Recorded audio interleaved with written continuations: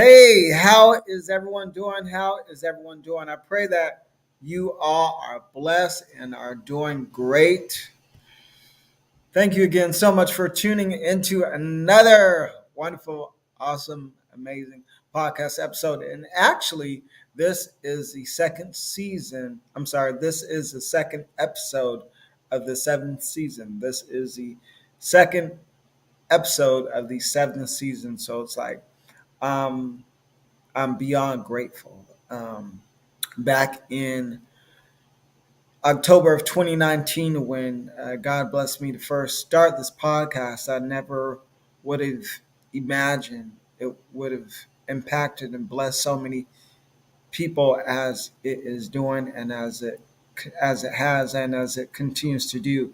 I was just giving God my yes, but again, this podcast is truly a true testament of what God can do when we give Him our yes. So, thank y'all for, as always, rocking with me. So, today, I want to talk about position to worship to receive. Position to worship to receive. All right, so in the animal kingdom, I know this is kind of an old school reference, but of course, to most people, they are familiar with the scene where in the movie The Lion King, I think it came out around 92, 93, 94, somewhere around it. But in the movie The Lion King, there was a scene in the movie where um, Mufasa went up to what was it called? It was called Pride Rock, and he went up, and it was awesome. Like just the scene, even to today, still speaks volumes. So Mufasa went up to Pride Rock, and it was like they were about to dedicate Simba. Rafiki had Simba, and Mufasa went to Pride Rock, and they showed like all the other animals, all the hyenas, the giraffes, all the kangaroos, all the other animals. They bowed down to Mufasa. I'm like, wow, that's what's up. They know what's up. And the awesome thing about it, I began to think about it. I was like, wow. So like, a lion is the king of the jungle, right? And a lion doesn't have to go around and make a big announcement letting people know he's king of the jungle. He doesn't have to, um, you know, post on, paste on. He doesn't have to post on the the Instagram for animals that he's a king of the jungle. He doesn't have to be like, oh, I'm king of the jungle. I'm king of the jungle. I'm king of. He. The awesome thing is, he doesn't have to do none of that. He just is. And in his, I don't know if this is a word, in his isness, in him just being who he is, his who he is, it commands the respect of all the other animals. I'm beginning to think like, that's that's what's up, and you know, in the same sense, God doesn't have to go around letting people know that he's God and letting people know that he's holy. He doesn't have to post flyers up or put a big billboard saying that he's God. He just is God. Whether we believe that he is God or not, he is God. He was God before us. He is God, and he'll be God after us. He is God, and when we and this is going to be like a long video. I just really felt to encourage someone with this, that when we know who God is and when we think about what He's done for us, we can't help but to thank Him. We can't help but to worship Him. So, worship, worship, worship. Okay, and then the key is in your position, being in position to worship. Position is key, but get this: position is key in the game of baseball. A batter can only hit a home run when he's first in position. Um, The batter can't be standing out in the outfield and the pitcher's thrown at the plate. It's like, no, it's all about being in position. In the game of football, a receiver can only make a touchdown if he's first in position to receive the ball. You can't make a touchdown by just standing on the sidelines. He has to run and get in position so when the ball comes, he's in position to receive and then he makes a touchdown.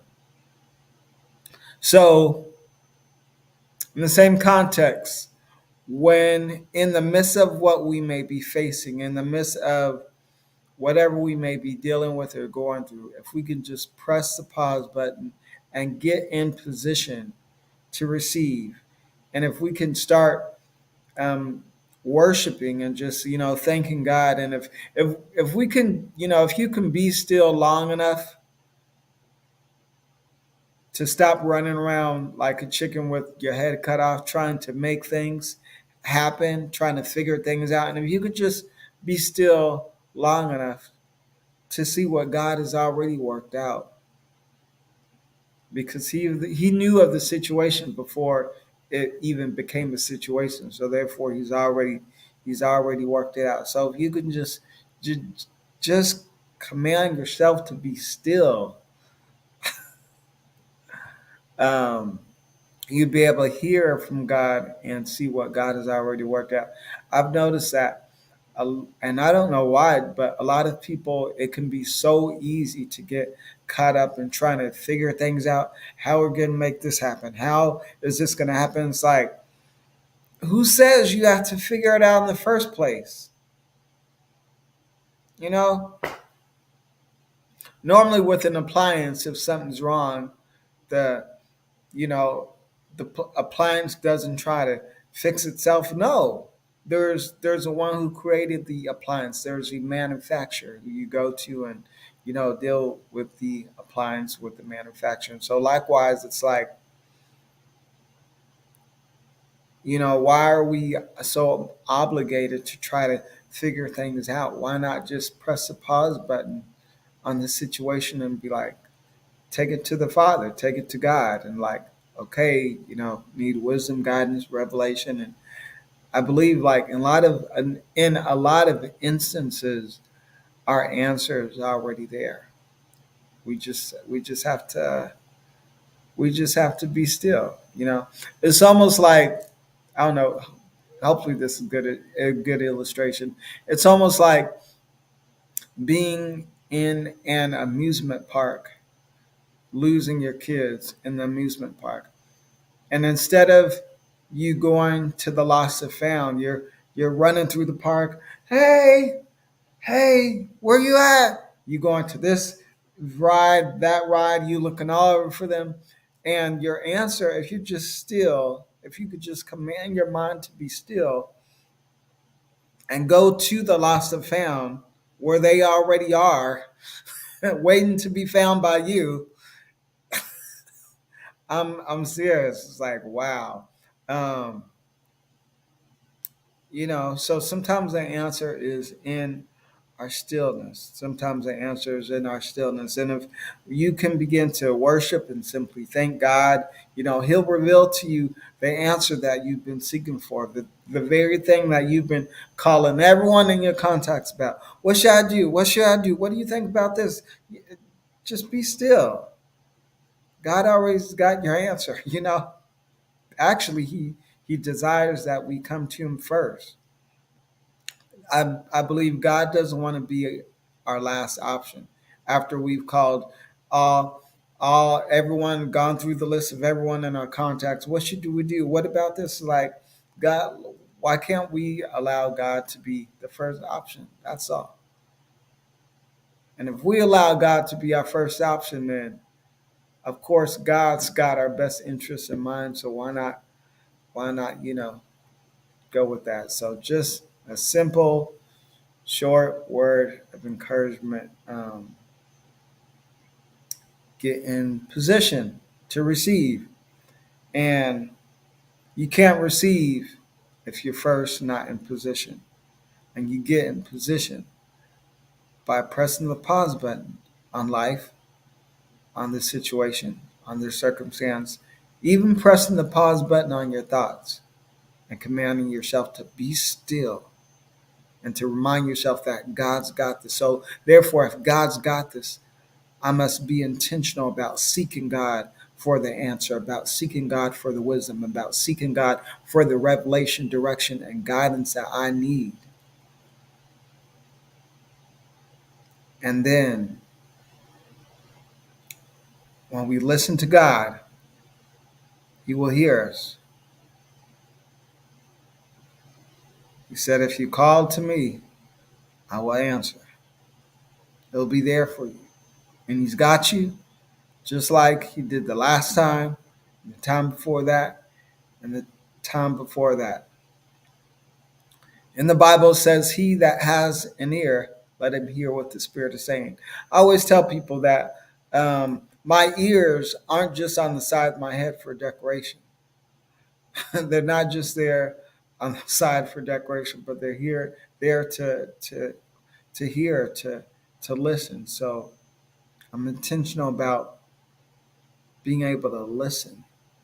I hear a lot, in our days. There's a lot of noise around. There's people talking. There's noise over here. But being intentional about listening to the voice of the Father, listening to the voice of direction, to the voice of wisdom.